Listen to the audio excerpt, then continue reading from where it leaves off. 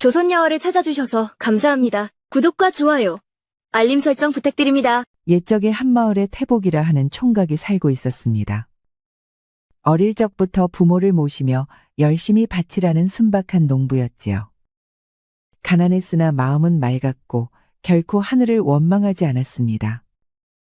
어느 해봄날 마을의 쥐가 극심하게 들끓었습니다.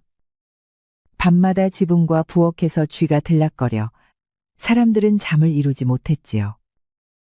태복이의 아버지 또한 밤마다 덫을 놓으며 부엌을 지켰습니다. 달빛이 희미한 밤, 쥐덫을 보러 나간 아버지는 마루 밑으로 기어드는 놈을 쫓다가 그만 구덩이에 발을 헛디뎌 굴러 떨어졌습니다.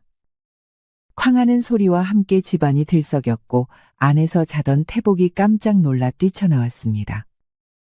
아버지 어디 계시오? 아이고, 이게 당최 무슨 일이랍니까? 태복이는 횃불을 들고 마당을 뛰어다니다가 구덩이 밑에 쓰러진 아버지를 발견했습니다. 아버지, 정신 좀 차리시오. 아버지. 아버지는 눈을 횟가닥 뒤집고 숨이 끊어져 있었습니다. 당최 이게 무슨 일이랍니까? 사랑하는 아버지가 이렇게 허망하게 가시다니요. 태복이는 그 자리에서 무릎을 꿇고 하늘을 향해 울부짖었습니다. 어찌 이렇게 가십니까? 이게 말이나 되는 일입니까? 아이고 아버지. 그날 이후 태복은 홀로 어머니를 모시며 살았습니다. 허나 팔자 사나운 일이 한 번으로 그치지 않았습니다. 어느 날 어머니가 콩을 팔러장에 나갔습니다. 날은 맑고 하늘에는 구름 한 점 없었지요. 그런데 장마당 한복판에서 마른 하늘에 천둥이 울리고 벼락이 내려 어머니가 그 자리에서 쓰러졌습니다. 사람들은 모두 놀라 비명을 질렀고 그 소식을 들은 태복이는 숨이 차도록 달려왔습니다. 어머니 눈 좀 떠보이소. 제발요. 그러나 어머니의 손끝은 이미 싸늘했습니다. 태복이는 땅에 엎드려 숨이 끊어지도록 한참을 울었습니다. 아버지도 허망하게 가시고 불쌍한 홀어머니도 이렇게 가시다니. 태복이는 도저히 믿을 수 없었습니다. 이에 사람들은 입을 모아 혀를 찼습니다. 세상에 이런 죄액이 있나? 저 태복이는 전생에 뭔 죄라도 지었나. 어찌 저리 기고하누. 그날 이후 태복은 세상에서 혼자가 되었습니다. 아무도 그를 흉보진 않았지만 누구도 가까이 다가서지 않았습니다. 행여나 태복이의 불운이 옮을까봐 걱정되었던 것이지요. 태복이는 홀로 죽을 쑤어 먹고 초라한 방에 누웠습니다. 밤마다 먼저 허망하게 가신 아버지와 어머니의 목소리가 들리는 듯 했지요. 허나 태복이는 하늘을 원망하지 않았습니다. 복은 없어도 죄는 짓지 말자. 그게 내가 할 수 있는 전부지 뭐. 아버지와 어머니는 먼저 하늘의 부름을 받으신 게 분명하다. 부디 위에서는 끼니 걱정 마시고 행복하게 사시길. 다음 날도 그는 해 뜨기 전에 괭이를 메고 논으로 향했습니다. 세월이 흘러도 태복의 살림은 나아질 기미가 없었습니다. 봄이면 씨앗이 말라 죽고 여름이면 장마가 덮쳐 논이 잠겼습니다. 어쩌다 거둔 곡식도 장에 내다 팔면 썩은 내를 풍겼습니다. 그의 손이 닿은 것은 어째서인지 모조리 시들어갔지요. 태복은 그럴수록 고개를 숙이고 땀을 흘렸습니다. 허리 굽은 농부가 그리 새벽마다 밭으로 향하니 사람들은 처음엔 안쓰럽다 하다가 나중엔 수군대기 시작했습니다. 저 태복이 말이야. 복 없는 팔자라더니. 하다하다 성까지 탈하지 않는가? 하늘이 놀리려 들었지. 아니면 이름부터 잘못 지었든지. 길가의 개마저 태복을 보면 이빨을 드러내고 지저댔습니다. 아이들은 돌멩이를 던지며 도망쳤고 장에 나가면 장꾼들이 저 불운이 옮을라 하며 길을 비켰습니다. 그날도 태복은 논을 살피며 괭이를 들고 있었습니다. 비가 그친 뒤라 논바닥에는 물이 얕게 괴어 있었지요. 그런데 논두렁 한켠에서 이상한 물소리가 들려왔습니다. 가까이 다가가니 큰 붕어 한 마리가 진흙 속에서 허우적거리고 있었습니다. 물이 빠지며 갇혀버린 것이었습니다. 태복은 잠시 그 붕어를 바라보다가 괭이를 내려놓았습니다. 붕어의 비늘은 햇빛을 받아 번들거렸고 지느러미는 진흙 속을 파며 숨을 몰아쉬고 있었습니다. 에구, 불쌍한 놈. 살아있으려면 물로 돌아가야지. 그는 손으로 붕어를 붙잡아 들었습니다. 붕어는 몸부림치며 손바닥을 미끄러져 나가려 했고 비늘이 햇살에 번쩍였습니다. 태복은 그대로 밭머리를 따라 내려가 붕어를 강물 속에 풀어주었습니다. 붕어는 꼬리를 세차게 치고 잠시 맴돌더니 깊은 물속으로 쏜살같이 사라졌습니다. 그 순간 태복은 이상하게 가슴이 후련해졌습니다. 살아있으면 됐지 뭐. 나보다야 복 많은 놈이겠지. 그는 손에 묻은 진흙을 털고 다시 괭이를 들었습니다.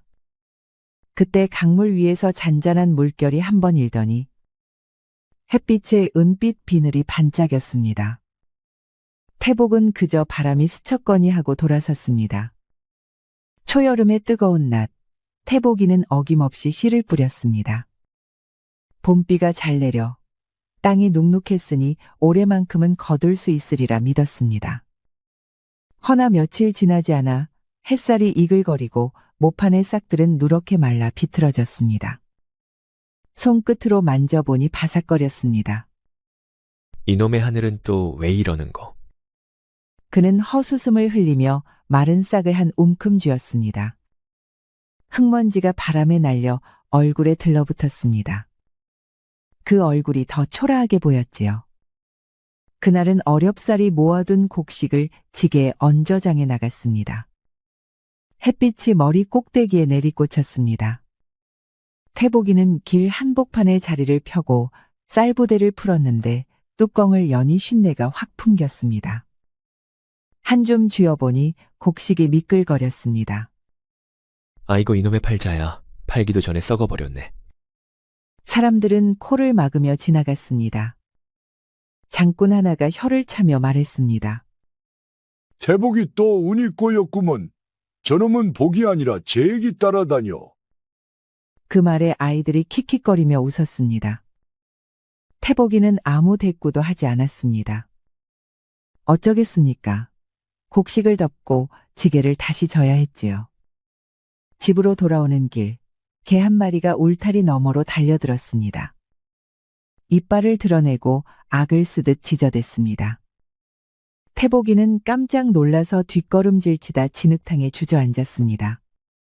개는 계속 지저댔고 아이들은 멀리서 그 모습을 보고 웃었습니다. 그래, 다 나 때문이지. 하늘이 주신 팔자가 이런 거겠지. 태복이는 천천히 일어나 바지를 털었습니다. 그해 여름, 태복이는 또다시 재수 없는 하루를 맞았습니다. 새벽부터 밭에 나가 모를 살폈더니 밤새 들새들이 내려앉아 모판을 쪼아놓은 터였습니다. 모가 죄다 뜯겨나가 허벌판이 된 꼴을 보자 태복은 한참 동안 괭이 끝을 땅에 박은 채 말이 없었습니다. 에휴, 씨 뿌리면 뭐하나. 싹도 보기 전에 새밥이 되니 원? 그래도 그는 다시 허리를 굽혀 손으로 모를 심기 시작했습니다. 땀이 눈으로 흘러내리고 허리에서는 끊어질 듯 통증이 올라왔습니다. 그때 논두 끝에서 수문을 열던 관리가 소리쳤습니다. 물 간다. 조심하시오. 그러나 그 물줄기가 너무 세게 터졌습니다. 순식간에 흙탕물이 논으로 들이쳐 막 심은 모판이 몽땅 쓸려 나갔습니다. 논둑이 무너지고 흙물이 무릎까지 차올랐습니다. 태복이는 망연히 서 있다가 주저앉았습니다. 손바닥을 펴니 진흙이 쩍쩍 붙었습니다. 한 해 농사가 그 한순간에 다 떠내려간 것입니다. 햇볕이 머리를 짓누르는 가운데 태복은 괭이를 들고 논두렁을 따라 무심히 걸었습니다. 진흙이 발에 달라붙어 걸음마다 쩍쩍 소리가 났고 그 소리만이 들판의 고요를 깨고 있었습니다. 그때 멀리 개울 아래에서 무언가 희끗거렸습니다. 처음엔 비에 떠내려온 천조각인 줄 알았습니다. 하지만 자세히 보니 그것은 사람의 팔이었습니다. 진흙물 위로 팔뚝이 살짝 떠올라 있었다가 이내 물결에 밀려 내려가려 했습니다. 태복이는 잠시 멈칫했습니다. 그러나 곧바로 괭이를 던지고 물로 뛰어들었습니다. 물살은 생각보다 세고 발밑은 미끄러웠습니다. 태복이는 두 팔을 뻗어 그 몸을 붙잡았습니다. 그리고 잡고 보니 그것은 한 여인이었습니다. 머리카락이 물에 젖어 얼굴을 덮고 있었고 몸은 축 늘어진 채 아무 기척이 없었습니다. 이보시오. 정신 좀 차리시오. 태복이는 여인을 끌어안은 채 강둑으로 올라왔습니다. 몸이 젖어 무겁고 팔이 후들거렸으나 개의치 않았습니다. 그의 손끝엔 아직 미세한 온기가 남아 있었습니다. 태복이는 그녀를 조심스레 눕히고 흙물에 젖은 머리카락을 쓸어내렸습니다. 그리고 그 얼굴을 본 순간 숨이 멎은 듯 가만히 굳어버렸습니다. 그 얼굴은 세상 어디에서도 본 적 없는 아득히 고운 얼굴이었습니다. 세상에나 이렇게 고운 처자가 다 있나?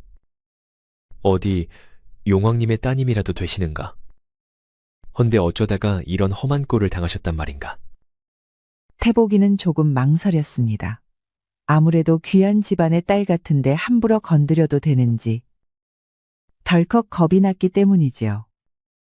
허나 태복이는 머리를 젓고 일단 사람 살리고 봐야겠다는 마음으로 여인을 데려갔습니다. 태복이는 흠뻑 젖은 여인을 들쳐업고 헐떡이며 초가로 돌아왔습니다.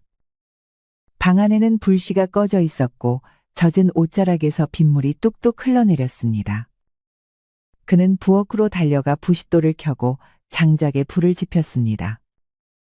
연기가 피어오르고 방 안이 조금씩 데워졌습니다. 태복이는 젖은 옷을 벗기고 마른 옷을 덮어주었습니다. 그러고는 조심스레 수건으로 얼굴에 진흙을 닦았습니다.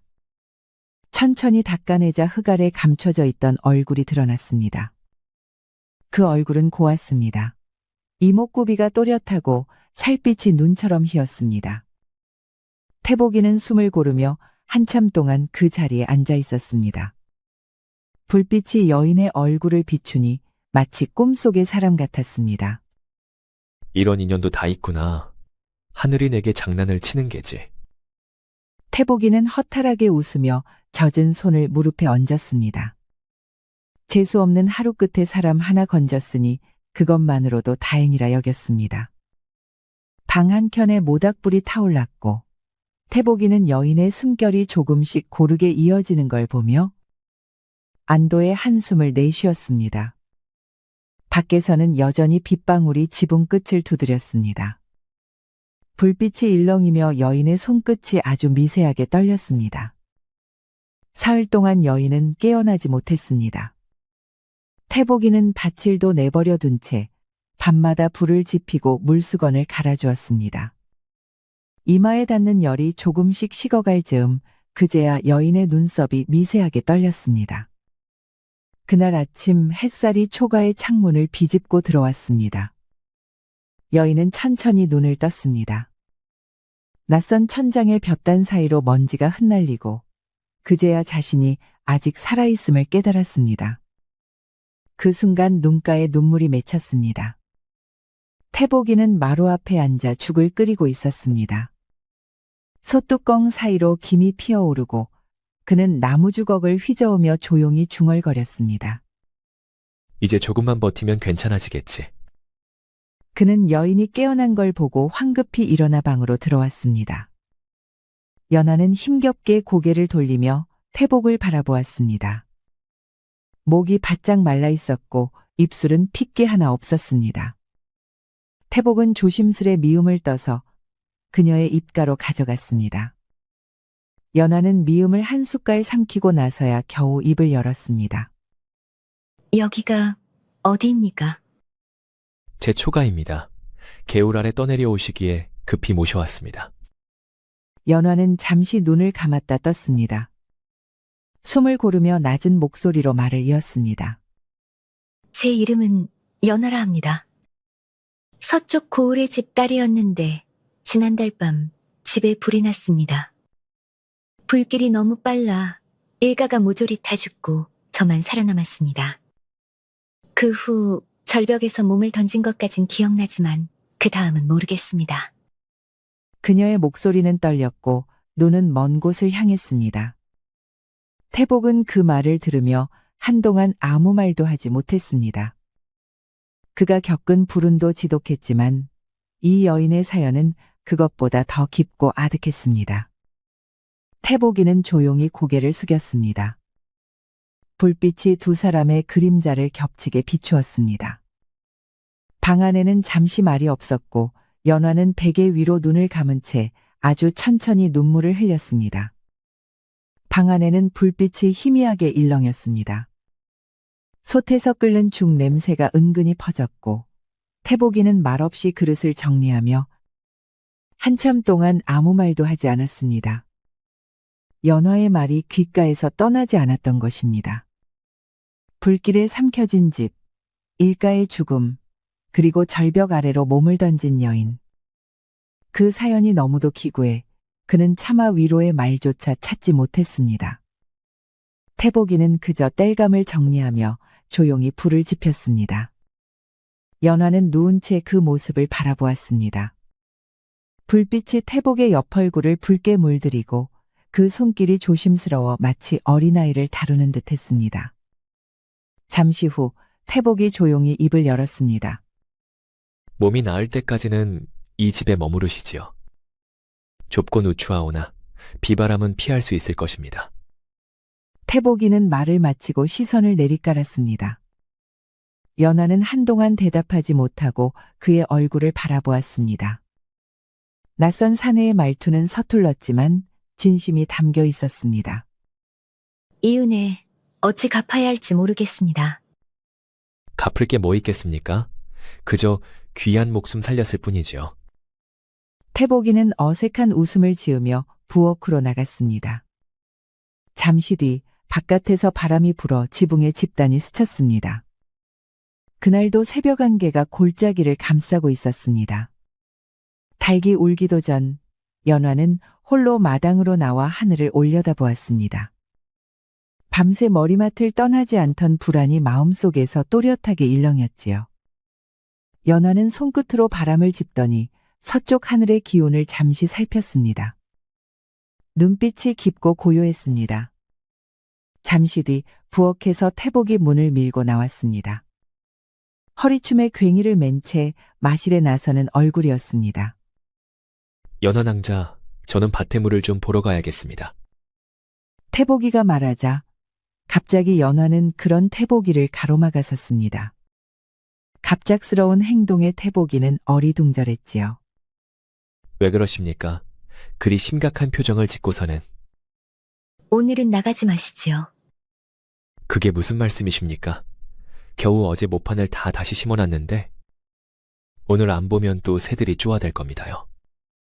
연화는 그의 말에 조용히 고개를 저었습니다. 그 표정은 평소와 달랐습니다. 입가에는 미묘한 미소가 있었지만 눈빛은 서늘했습니다. 오늘만은 아닙니다. 산기슭 쪽으로도 절대 가지 마셔요. 바람이 거꾸로 부니 흙이 흘러내릴 징조가 있사옵니다. 태복은 어처구니 없다는 듯 웃었지만 그녀의 말이 이상하게 마음에 걸렸습니다. 하도 간곡한 말투라 결국 괭이를 내려놓았습니다. 그날 하루는 밭에 나가지 않았습니다. 그저 초가 앞에서 불씨를 다듬고 마루에 앉아 종일 하늘을 보았습니다. 해가 저물 무렵 멀리서 땅이 울리듯 우르릉 하는 소리가 들렸습니다. 산등성이가 흔들리고 이내 붉은 먼지가 하늘을 덮었습니다. 마을 사람들이 놀라 달려가 보니 태복의 반머리 쪽 산사면이 송두리째 무너져 내린 것이었습니다. 그 소식을 들은 태복은 한참을 멍하니 앉아 있었습니다. 만약 연화의 말을 흘려들었다면 그 자리에서 살아남지 못했을 것입니다. 태복이는 연화를 바라보았습니다. 그녀는 평온한 얼굴로 뜨거운 숭늉을 식히고 있었습니다. 사람 일은 모르는 법이지요. 오늘의 흙이 내일은 물이 되니까요.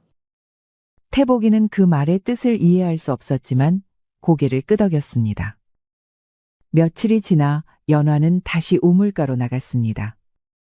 찬 공기를 머금은 물결이 잔잔히 흔들렸습니다. 그녀는 물속을 들여다보다가 고개를 저었습니다.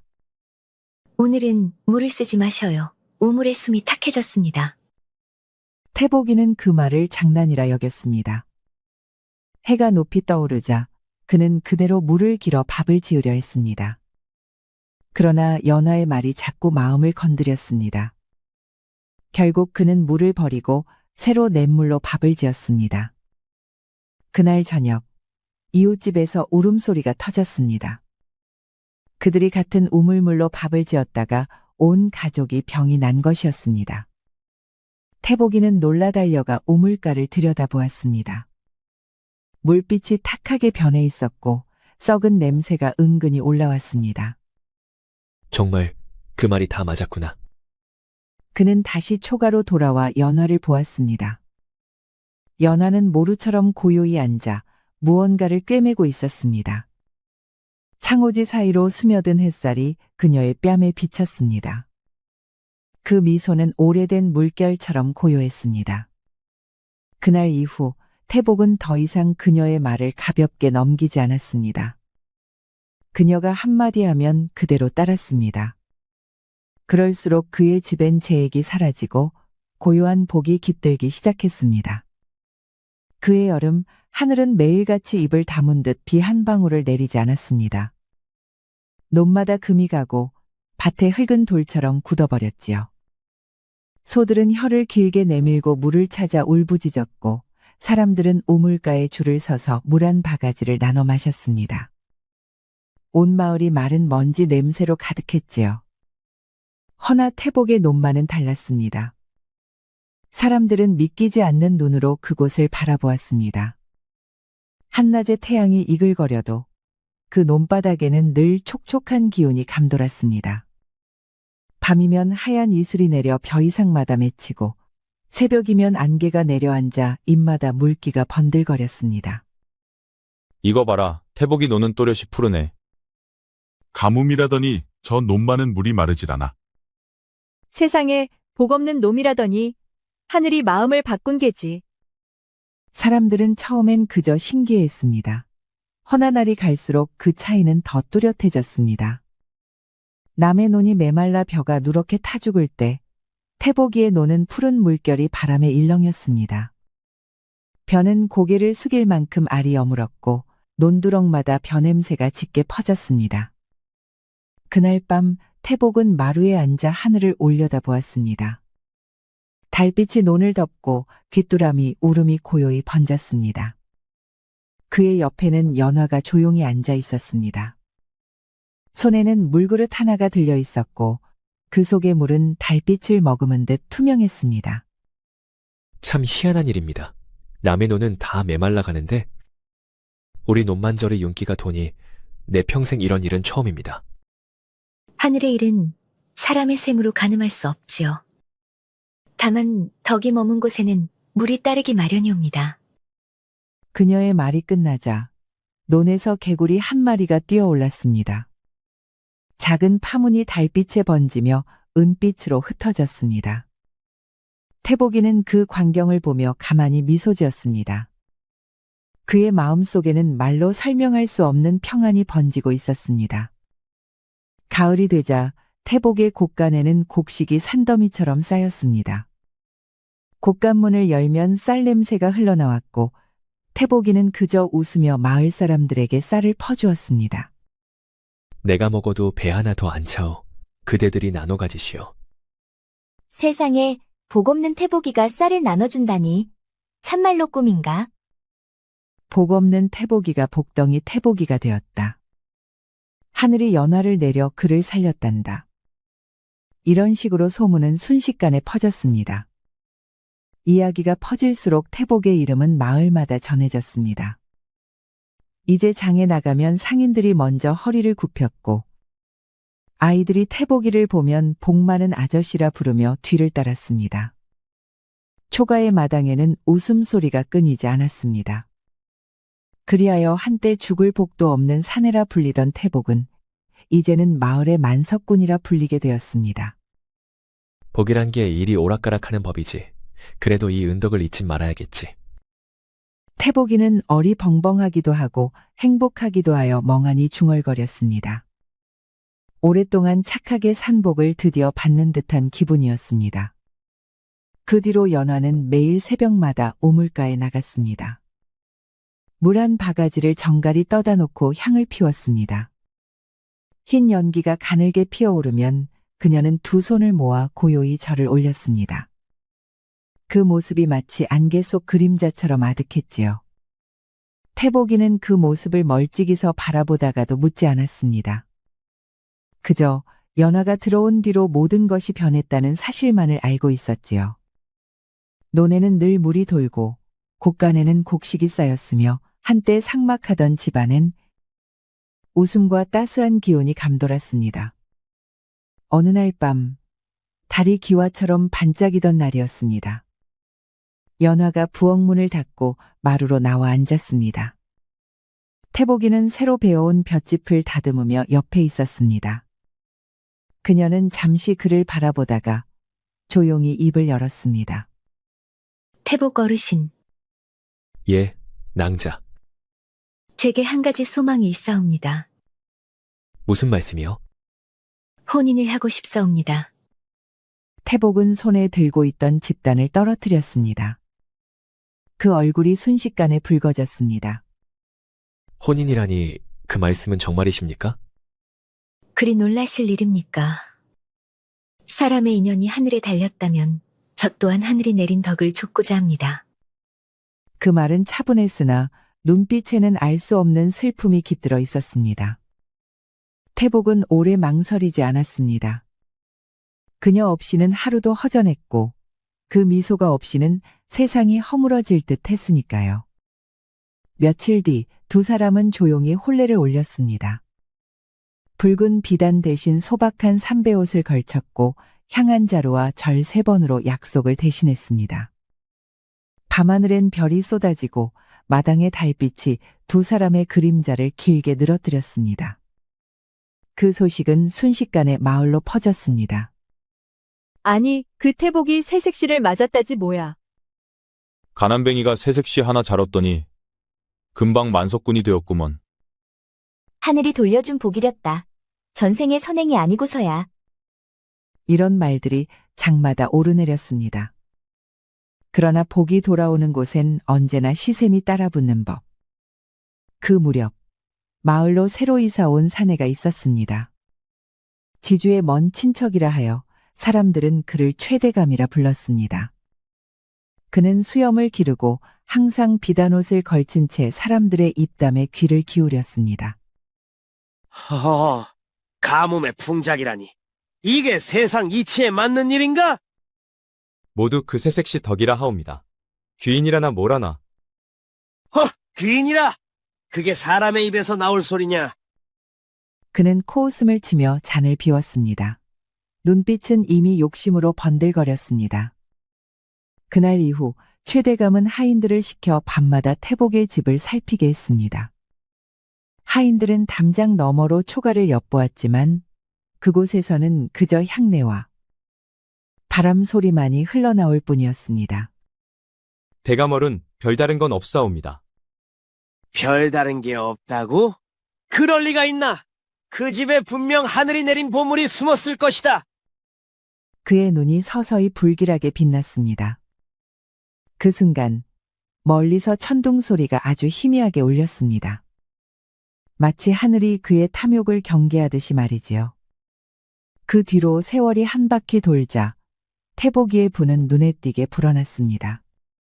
곳간마다 곡식이 넘쳐 흐르고 마당에는 새 집단이 산처럼 쌓였지요. 한때 혼자 죽을을 쑤어 먹던 초가에는 이제 종들이 들락거렸고 연하는 집안을 단정히 돌보며 향을 피웠습니다. 가뭄에도 태복의 논에는 언제나 물이 돌았습니다. 남의 밭이 타 죽을 때도 그의 논에서는 물결이 바람결에 일렁였지요.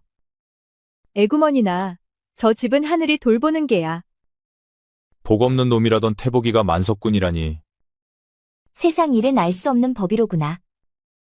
그 말이 장마다 떠돌며 사람들의 입에 올랐습니다.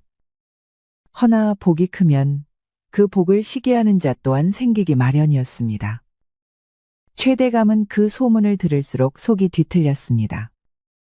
그는 낮에는 웃는 얼굴로 사람들과 술잔을 부딪히다가도 밤이면 이불 속에서 이를 갈았습니다. 가뭄의 풍년이라. 그게 다 요물짓이 아니고서야. 대감월은 괜한 일에 마음 쓰지 마옵소서. 입 닥쳐라! 그 사내가 복 없는 놈이란 걸 온 고을이 아는데 어찌 갑자기 복덩이가 되었단 말이냐. 그건 분명 무언가가 있다. 그의 눈빛이 탐욕으로 번들거렸습니다. 결국 그는 하인 둘을 불러 태복이의 집을 살피게 했습니다.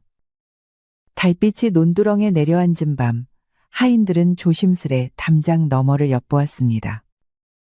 그 안에는 연화가 서 있었습니다. 머리카락은 물결처럼 흘러내렸고 손에는 물그릇이 들려 있었습니다. 그녀는 물 위에 향을 띄우며 무언가를 중얼거렸습니다. 그 순간 물그릇 안에서 희미한 빛이 피어올랐습니다. 대감월은 정말 이상한 장면을 보았습니다요. 뭐라? 그래? 내가 이상하다고 했지 않았느냐? 무엇을 보았느냐? 여인이 물 위에 향을 띄우자 그릇이 푸르게 빛났습니다.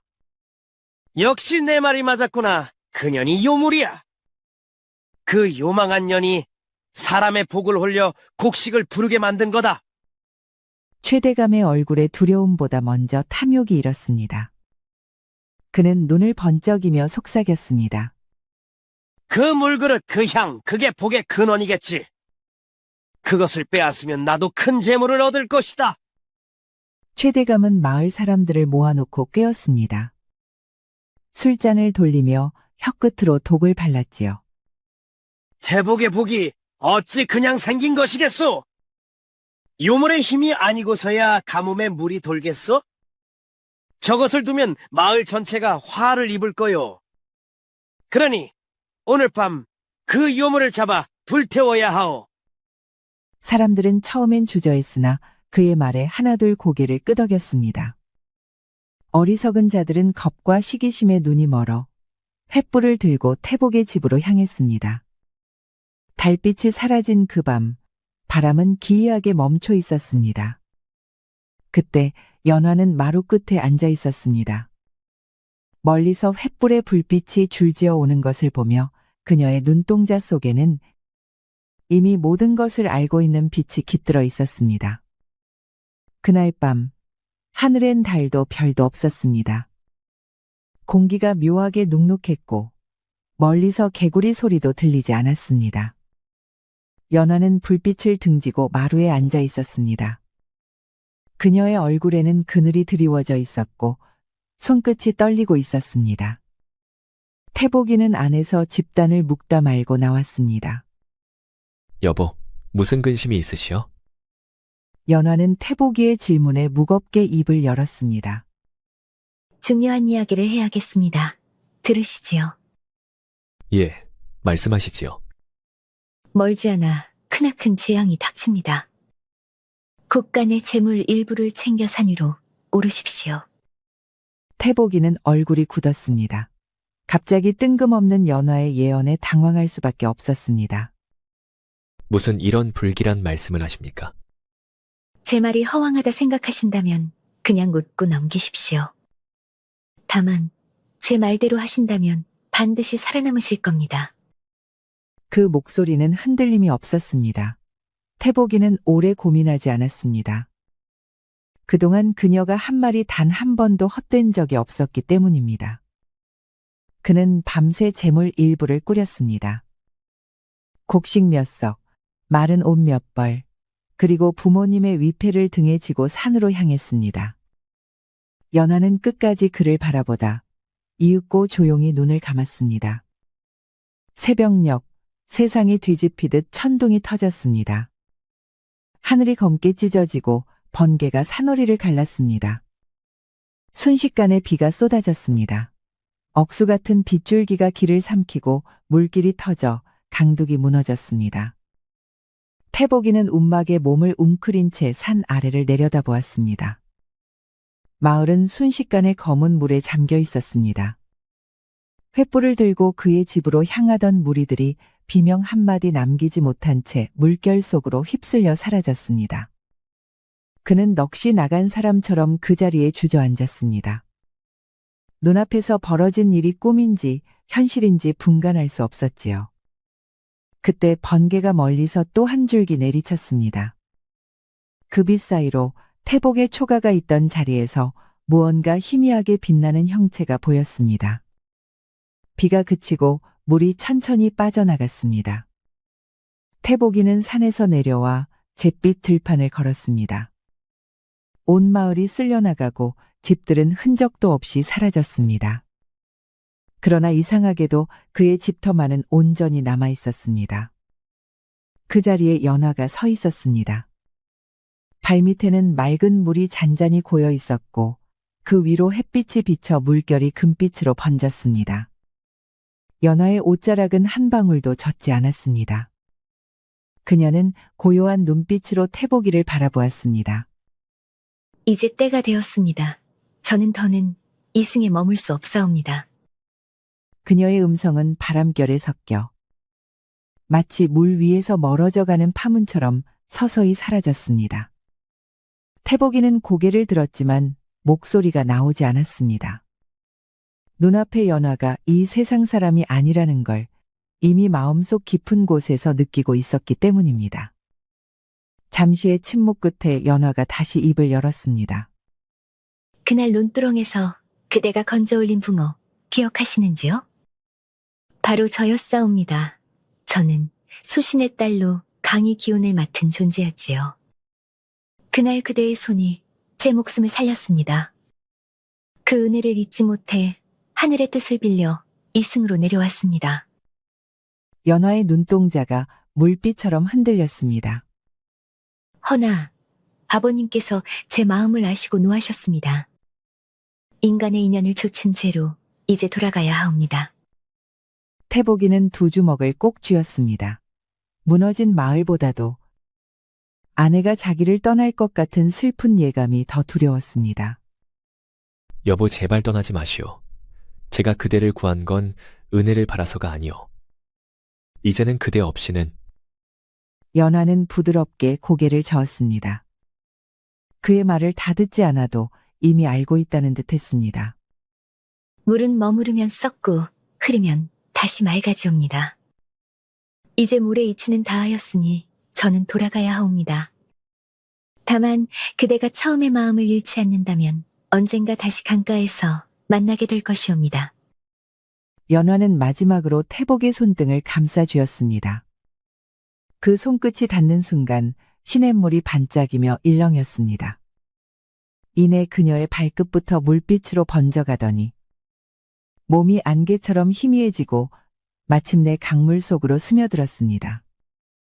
남은 것은 향한 줌의 냄새와 햇살 아래 잔물결만이 천천히 일렁일 뿐이었습니다. 태복이는 그 자리에 무릎을 꿇고 하염없이 물을 바라보았습니다.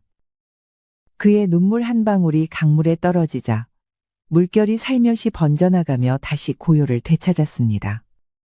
그 후 태복은 더욱 큰 부자가 되었습니다. 허나 재물을 자랑하지 않았고 밥 한 숟가락에도 감사하며 살았습니다.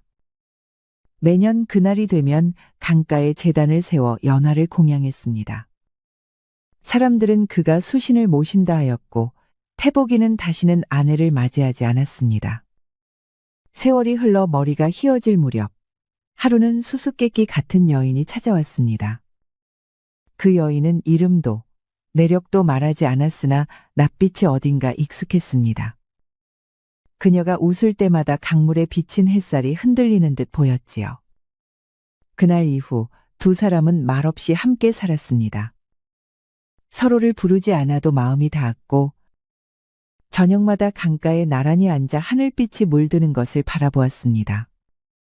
그렇게 세월이 흘러 두 사람은 어느 날 아침 조용히 같은 잠자리에서 숨을 거두었다고 합니다. 그날 강가의 물빛은 유난히 맑았고 안개 속에서는 사람의 웃음소리가 은은히 들려왔다고 합니다. 우리 이야기가 여러분들에게 조금이나마 재미를 선사할 수 있기를 바랍니다. 다른 재미있는 영상도 많으니 즐겁게 봐주세요. 그럼 여러분 모두 행복하고 즐거운 시간 되세요. 우리 이야기가 여러분들에게 조금이나마 재미를 선사할 수 있기를 바랍니다. 다른 재미있는 영상도 많으니 즐겁게 봐주세요. 그럼 여러분 모두 행복하고 즐거운 시간 되세요.